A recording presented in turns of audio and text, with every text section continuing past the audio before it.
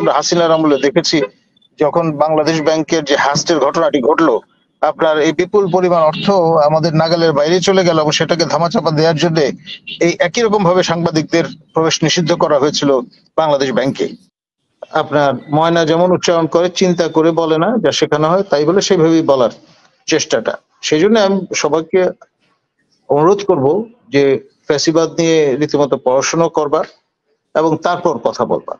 5টার পরে বেরিয়ে গেছে সচিবালয় থেকে। 5টার পরে কারা ছিল সচিবালয়, তাদের একটা নির্ঘণ্ট হাজির করেন, করলে দেখা যাবে যে কোথাকার জল কোথায় যাচ্ছে। টিভি যেমন ধরুন বিডিআর কার্নেজের সময় আমরা জানি যে যারা তস্কর দেশি বিদেশি তারা এই সিসিটিভি ক্যামেরাগুলো ভেঙে ফেলেছিল যাতে কোনো রকমের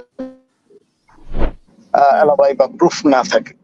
এখানে তো তা হয়, আমার জানা মতে একটি সিসিটিভি ক্যামেরাও নষ্ট হয়নি, সবকিছু কিন্তু আছে। এখন এই যে উল্টা বুদ্ধিরাম যেটা বলছিলাম, সকল ধরনের সাংবাদিকতা যে ইলেকট্রনিক কি প্রিন্ট, তাদের সবার অ্যাক্রেডিটেশন কার্ড এই অজুহাতে বাতিল করে দেওয়া হচ্ছে। এখন একজন সাংবাদিকও কি ওই সময় সেখানে উপস্থিত হওয়ার চেষ্টা করেছিলেন? ডেফিনেটলি না। তো এই যে আপনি একটা জিনিস যখন করেন, মানে স্বচ্ছতার ঢেকে দেবার জন্য বৈধ আইনানুগ ভাবে যারা সচিবালয়ে প্রবেশের অধিকার রাখেন, তাদের অধিকার যদি যখন খর্ব করেন, বেসরকারি ভাবে যাদের জন্য পাস অস্থায়ীভাবে বছরবারি কিস্তিতে ইস্যু করা হয়েছে, তাদের পাস যখন বাতিল করে দেন, তখন এটা নিয়ে আপনার সমালোচনা হবেই, এটা নিয়ে গবেষণা হবেই, এটা নিয়ে নানান রকমের কথাবার্তা হবেই। এবং সেই আলোচনার সরস খোরাক কিন্তু এই অ্যাক্রেডিটেশন কার্ড বাতিলের মধ্য দিয়ে সেই দরজা খুলে দেওয়া হয়েছে। এবং খোদাবক্সায় যার কাজ নয় এটি, তিনি মাননীয় প্রধান উপদেষ্টা দপ্তরে একজন বিশেষ সহকারী মন্ত্রী মর্যাদায়, তাকে দিয়ে এই চিঠি স্বাক্ষর করে আরেক মাত্রা কিন্তু যুক্ত করা হয়েছে। আর বিষয়টা মানে সাংবাদিকতা এবং পুলিশের দায়িত্ব, এটা এক ধরনের সাংঘর্ষিক অবস্থা, দুটো একসঙ্গে যায় না।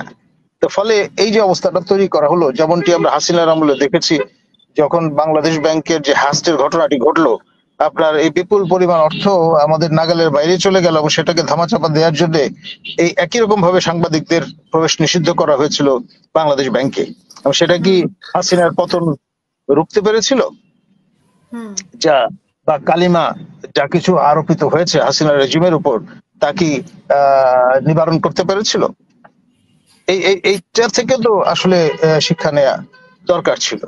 আপনি সাংবাদিকতার মূলে কুঠারাঘাত যখন হাজির করলেন, তারপর আবার কি ব্যবস্থা দিলেন যে 15 দিনের মধ্যে অ্যাপ্লাই করলে এখন পুলিশের ক্রাইম প্রিভেনশন দপ্তর থেকে বিশেষ পাস দেওয়া হবে। সেটা তো রীতিমতো গরু মেরে জুতা দাঁড়ার সামিল। এটা নিয়ে সমালোচনা হবে। তো এই জন্য আমার কাছে মনে হয়েছে যে অদ্ভুত উটের পিঠে চলেছে স্বদেশ, এরকম একটা এক্সপ্রেশন অনেকের মনে দেখা দিচ্ছে। সাবেক প্রধানমন্ত্রী শেখ হাসিনা উনিও তো উদ্বেগ প্রকাশ করেছেন সচিবালয় নিয়ে। ভাই, ওনার উদ্বেগে কি বা আসে যায়? আপনার যখন তিনি দায়িত্বে ছিলেন তখন তো একই কাণ্ড করেছেন আপনার বাংলাদেশ ব্যাংকের ক্ষেত্রে। এখন এগুলো বলে তো লাভ নেই, বরং তিনি দৃষ্টি অন্যদিকে ঘোরানোর চেষ্টা সামিল হবে। যারা এই কাজগুলো করছেন তাদের জন্য হ্যান্ডি একটা উপকরণ হিসেবে তার এই বিষয়ে আসতে পারে। দেখুন, এটা এমন একটা বিষয়, আসলে এর মানে আমরা ডেমোক্রেসির তলোয়ারের কথা জানি, দুই দিকে কাটে, এটা মনে হয় সর্বদিকে কাটে, এরকম একটা বিষয় হিসেবে কিন্তু আমাদের সামনে প্রতিভাত হয়েছে। এই কঠিন কালে পৃথিবীর কোন দেশে এরকমের ঘটনা ঘটেনি। আমি একবার নাইজেরিয়ার ক্ষেত্রে শুনেছিলাম যে আসুরক, যেটা প্রেসিডেন্সিয়াল প্যালেস, একেবারে নমরুদের প্রাসাদের মতো এবং ভীষণ রকমের সুরক্ষিত একটি জায়গা, আমি নিজে গিয়েছি। সেই জায়গায় আপনার প্রেসিডেন্সিয়াল প্যারেডের সময় আপনার গাড়ি বোমা বিস্ফোরিত হয়েছিল। তো ফলে এই যে বজ্র আটুনি ফসকা গেরো, এরকম উদাহরণ হয়তো নাইজেরিয়ার মতো দেশে সম্ভব, কারণ দুর্নীতিতে আমাদের সঙ্গে অনেকবার কম্পিট করতে হয়েছে নাইজেরিয়াকে চ্যাম্পিয়নশিপ অর্জনের ক্ষেত্রে, তো সেদিক থেকে একটা মিল আছে।